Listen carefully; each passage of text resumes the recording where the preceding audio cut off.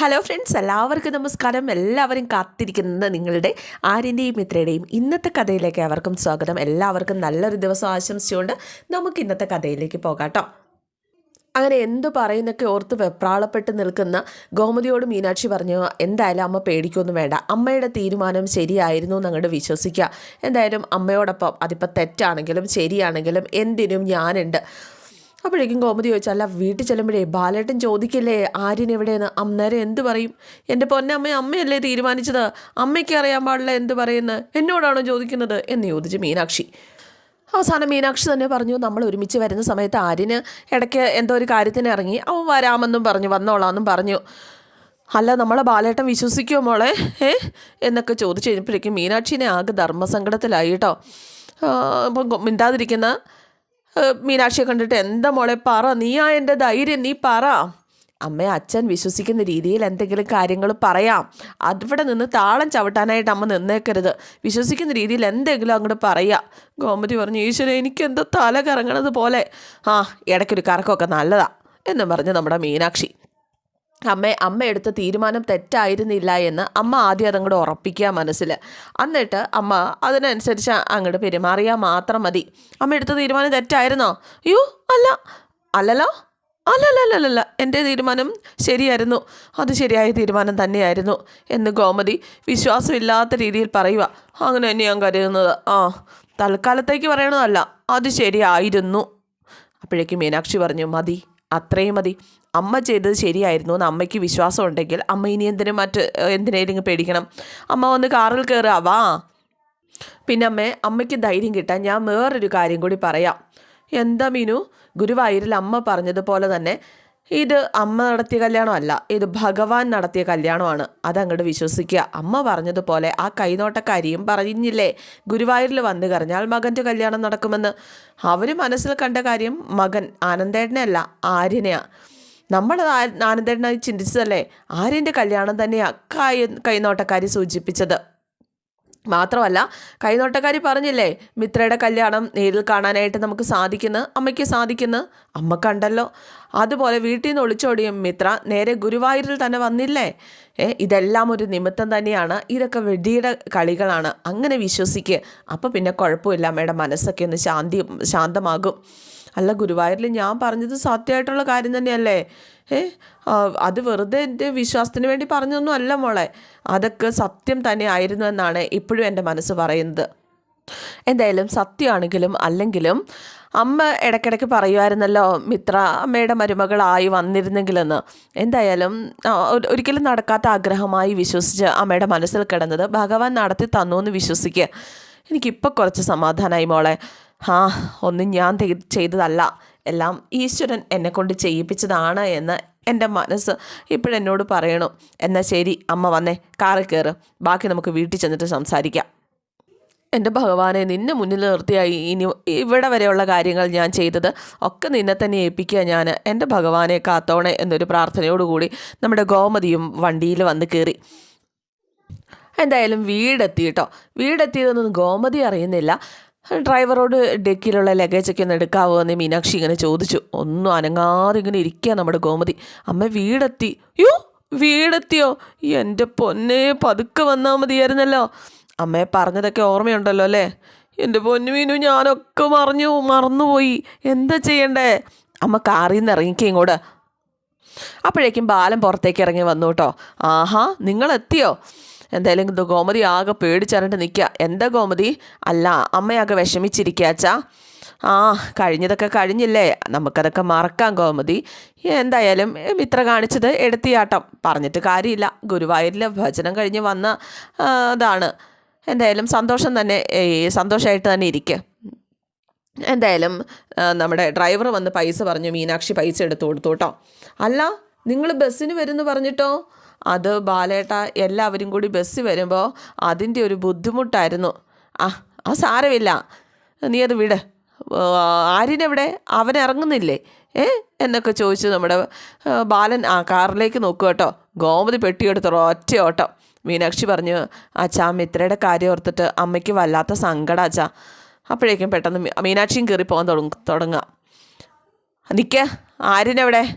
ആര്യനെ എറണാകുളത്ത് ഇറങ്ങിയച്ചാ എന്തിന്? ഏ അത് യൂണിവേഴ്സിറ്റിയുടെ എന്തോ കാര്യം ശരിയാക്കാനുണ്ടെന്നാണ് പറഞ്ഞേ. യൂണിവേഴ്സിറ്റിയുടെ കാര്യത്തിൽ എറണാകുളത്തിന് ഇറങ്ങിയത് ഇവിടെയല്ലേ യൂണിവേഴ്സിറ്റി? അപ്പോൾ ചോദിച്ചു, അയ്യോ അതറിയില്ല അച്ഛാ, അവിടെ ഇറങ്ങിയിട്ട് എന്താന്ന് ചോദിച്ചു. അപ്പം എന്തോ അവിടെ അടയ്ക്കും, റീഡയറക്റ്റ് ചെയ്യും എന്നൊക്കെ പറഞ്ഞു. അപ്പം എന്താ എനിക്ക് മനസ്സിലാവുന്നില്ല എന്ന് നമ്മുടെ ബാലൻ പറഞ്ഞു കഴിഞ്ഞപ്പോഴേക്കും എനിക്കും അറിയാൻ പാടില്ല എന്ന് മീനാക്ഷി. എന്നാലും അവനൊരു ഉത്തരവാദിത്വം ഇല്ലേ, നിങ്ങളെ ഭദ്രമായിട്ട് ഇവിടെ എത്തിക്കണ്ടേ അച്ഛാ, ഇനി അത് വലിയൊരു പ്രശ്നമാക്കണ്ട. അതങ്ങനെ വെറുതെ വിടാൻ പറ്റത്തില്ല, നീ അവനൊന്ന് വിളിച്ചങ്ങോട്ട്, അവനെ വിളിക്കുക. എന്തായാലും നമ്മുടെ മീനാക്ഷി അവനെ വിളിക്കുക കേട്ടോ. അവൻ്റെ ഫോൺ ഓഫാണേ. അവൻ മനഃപൂർവ്വം ഫോൺ ഓഫ് ചെയ്ത് വെച്ചേക്കുന്നതാണ്. മോളെ, മിത്രയുടെ കാര്യത്തിൽ അമ്മയ്ക്ക് നല്ല വിഷമമുണ്ടല്ലേ? ഉണ്ടച്ചാ, അമ്മയ്ക്ക് വിഷമമുണ്ട് എന്നും പറഞ്ഞിട്ട് മീനാക്ഷി അകത്തേക്ക് കയറിപ്പോയി. അകത്ത് വന്ന് നമ്മുടെ ഗോമതി തലയ്ക്കും കൈയും കൊടുത്ത് ഇങ്ങനെ ഇരിക്കുക ഡൈനിങ് ടേബിളിൽ. എൻ്റെ പൊന്നമ്മേ, എല്ലാം കൂടി അമ്മ കുളമാക്കൂട്ടോ എന്നും പറഞ്ഞ് മീനാക്ഷി. അച്ഛൻ എന്തെങ്കിലും സംശയം തോന്നിയ കാര്യങ്ങളൊക്കെ കുഴപ്പത്തിലാകൂട്ടോ. മോളെ മീനു, നടന്നതൊക്കെ ഞാൻ തുറന്നു പറഞ്ഞ് പോകുമെന്ന് എനിക്ക് പേടിയുണ്ട്. എന്നാൽ പിന്നെ നമുക്ക് രണ്ടുപേർക്കും വല്ല രാമേശ്വരത്തോ കാശിയിലോ പോയി ശിഷ്ടകാലം അവിടെ കഴിയേണ്ടി വരും കേട്ടോ. മീനു, നീ എന്നെ ഇങ്ങനെ പേടിപ്പിക്കല്ലേ മീനു. അമ്മേ, ഏത് സമയവും ആര്യനോ മിത്രയും ഇവിടെ വരാൻ ചാൻസ് ഉണ്ട്. പിന്നെ എന്തൊക്കെയാണ് ഇവിടെ നടക്കണേന്ന് ദൈവത്തിന് മാത്രമേ. അപ്പോഴേക്കും ബാലൻ പെട്ടെന്ന് കയറി വരിക. ആര്യൻ യൂണിവേഴ്സിറ്റിയിൽ എന്ത് കാര്യത്തിന് വേണ്ടി ഇറങ്ങിയത് എന്ന് ബാലൻ ചോദിച്ചതും നമ്മുടെ ഗോമതി ചോദിച്ചു, എന്ത് കാര്യത്തിന് വേണ്ടിയാണ് ബാലേട്ടാ? എന്നോടാണോ ചോദിക്കണത്? അപ്പോഴേക്കും ഗോമതി ചോദിച്ചു മീനാക്ഷിയോട്, എന്ത് കാര്യത്തിന് വേണ്ടിയിട്ടാ? എന്താ അമ്മ ഇത്? അച്ഛാ, അമ്മയാകെ സ്ഥലകാല ബോധമില്ലാതെ നിൽക്കുക. ഞാൻ പറയാം, ഞങ്ങളിങ്ങനെ വരികയാണ്. എറണാകുളത്തെത്തിയപ്പം അവൻ പറഞ്ഞു വണ്ടി നിർത്താൻ. എന്തിനാണെന്ന് ചോദിച്ചിട്ട് വ്യക്തമായിട്ട് മറുപടിയൊന്നും പറഞ്ഞില്ല. യൂണിവേഴ്സിറ്റി കാര്യം എന്തോ ആണെന്ന് മാത്രം പറഞ്ഞു. അങ്ങനെ അവൻ ഇറങ്ങി. അവനെന്തോ കുഴപ്പത്തിന് വേണ്ടിയാ അവിടെ ഇറങ്ങിയത്. ഗോമതി,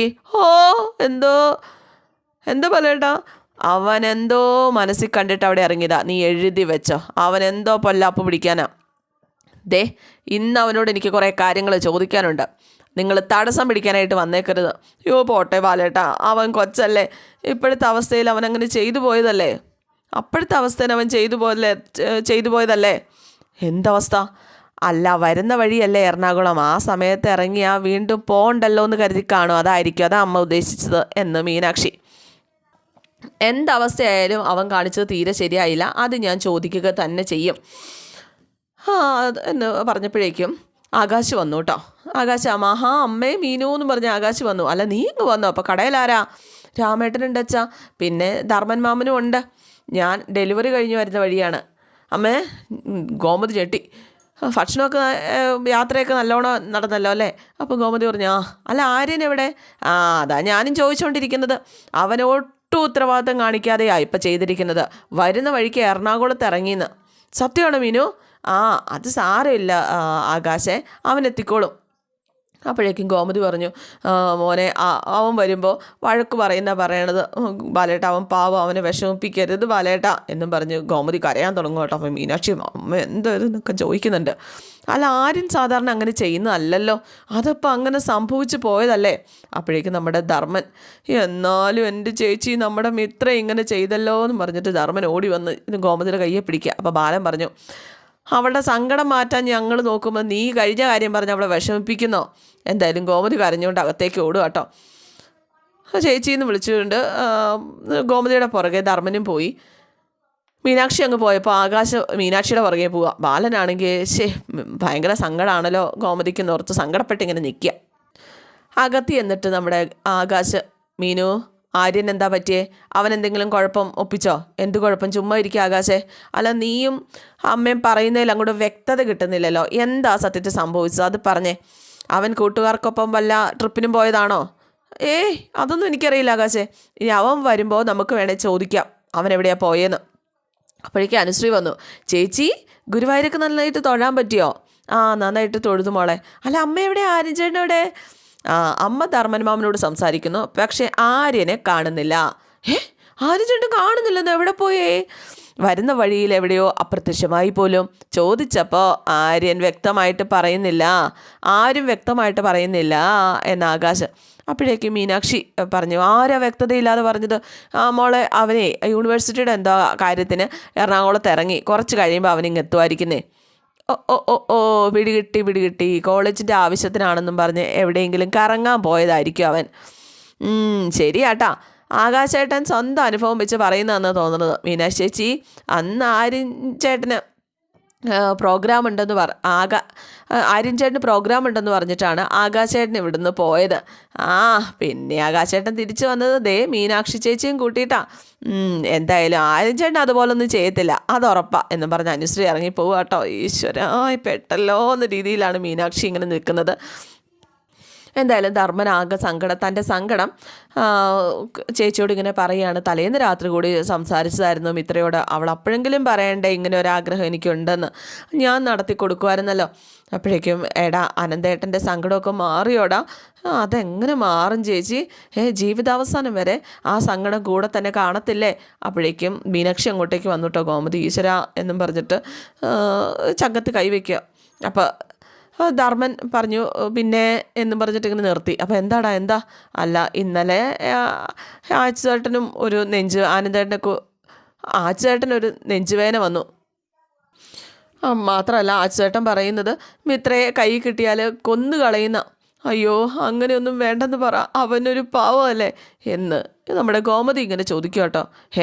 ആര് പാവമെന്ന്? ആരുടെ കാര്യം പറയുന്നത്? അപ്പോഴേക്കും മീനാക്ഷി പറഞ്ഞു, അച്ഛനങ്കിളുടെ പാവമാണ്. അച്ഛനങ്കിൾ അങ്ങനെ എന്തെങ്കിലും ചെയ്തിട്ട് ജയിലിൽ പോകണ കാര്യമാണ് പറഞ്ഞത് എന്ന് മീനാക്ഷി പെട്ടെന്ന് പ്ലേറ്റ് മാറ്റി കേട്ടോ. അതിരിക്കട്ടെ ചേച്ചി, ആര്യനെവിടെ? സത്യമായിട്ടും സത്യമായിട്ടും ധർമ്മ എനിക്ക് അറിഞ്ഞുകൂടണ. ഈശ്വര ആർക്കും ഒന്നും വരുത്തല്ലേ എന്നൊക്കെ ഇങ്ങനെ പറയാണ്. അപ്പോഴേക്കും ധർമ്മൻ ചോദിച്ചു, ഇതെന്താ ചേച്ചി ഇങ്ങനെയൊക്കെ പറയുന്നത്? അത് മിത്രയുടെ കാര്യമൊക്കെ ആലോചിച്ചിട്ടേ അമ്മയുടെ മനസ്സാകെ വിഷമിച്ച് നിൽക്കുക, അതാ അമ്മ ഇങ്ങനെയൊക്കെ പറയുന്നത്. അപ്പോൾ ധർമ്മൻ പറഞ്ഞു, ചേച്ചി എന്നാൽ ഒരു കാര്യം ചെയ്യുക, പോയി റെസ്റ്റ് എടുക്കുക, അല്ലാതെ എങ്ങനെയാ? എന്നിട്ട് അകത്തേക്ക് കയറി കഴിഞ്ഞപ്പോഴേക്കും നമ്മുടെ മീനാക്ഷി അമ്മയെ വഴക്ക് പറയുക. അമ്മ തലയും കുനിച്ച് പിടിച്ച് നിൽക്കുക കേട്ടോ. അമ്മ വാലും തുമ്പും ഇല്ലാതെ ഓരോന്ന് പറഞ്ഞ് സർവ്വനാശം വരുത്തി വെക്കും കേട്ടോ. അമ്മ ഒന്നിൽ തന്നെ ഒന്ന് ഉറച്ച് നിൽക്കുക. അമ്മ ഇപ്പോൾ വിഷമിക്കുന്നത് കൃഷ്ണമംഗലത്തെ ആനന്ദങ്കിളിൻ്റെ വിഷമം ആലോചിച്ചിട്ടാണ്. അതിൽ മാത്രം ഒന്ന് ഉറച്ച് നിൽക്കുക. അതിനിടയ്ക്ക് പേടിയൊന്നും വേണ്ട മോളെ, ഇനി ഏത് നിമിഷം അവർ വരും. വരുമ്പം നന്നായിട്ട് അങ്ങോട്ട് അഭിനയിച്ചേക്കുക, അത്രേ ഉള്ളൂ. ഒറിജിനാലിറ്റിക്ക് വേണ്ടി അവൻ്റെ ചെകിടത്തൊന്ന് പൊട്ടിക്കണമെന്ന് തോന്നിയ അതും അങ്ങോട്ട് ചെയ്യുക. അയ്യോ എനിക്ക് വയ്യ മോളെ, ഞാനാണിതൊക്കെ ചെയ്തതെന്ന് അറിയാണ്ട് ഞാൻ പറഞ്ഞു പോവും. എന്നാൽ ഞമ്മക്കൊന്ന് ഞാനും ചാവും കേട്ടോ. ആകാശിൻ്റെ ചെറിയ രീതിയിൽ സംശയമൊക്കെ തോന്നി തുടങ്ങിയിട്ടുണ്ട് കേട്ടോ.